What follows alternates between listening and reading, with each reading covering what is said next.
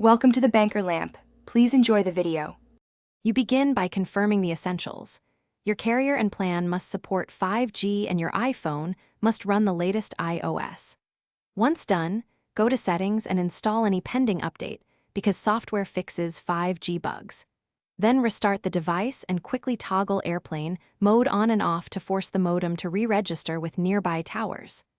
This immediately refreshes network connections and often brings 5G back without deeper changes. Now you'll dive into network settings to choose the correct radio mode. Open Settings, tap Cellular, then Cellular Data Options and Voice and Data. Pick 5G on for consistent high speed or 5G Auto to conserve battery when appropriate. If 5G isn't available after switching, reset network settings to clear corrupt profiles and cached carrier data.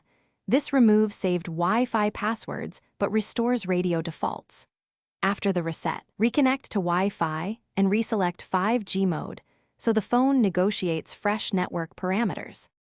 Finish by verifying the SIM or eSIM profile. Power off, remove and reinsert the physical SIM, or re-download the eSIM profile to force carrier provisioning. You do this because sometimes carrier-side flags block 5G. If that doesn't help, contact your carrier to check account provisioning and local 5G coverage or outages. As a last resort, back up and restore the iPhone to clear hidden software faults, or visit Apple support.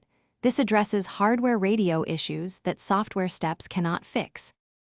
Thanks for watching. If this was helpful, leave a like and consider subscribing. See you next time.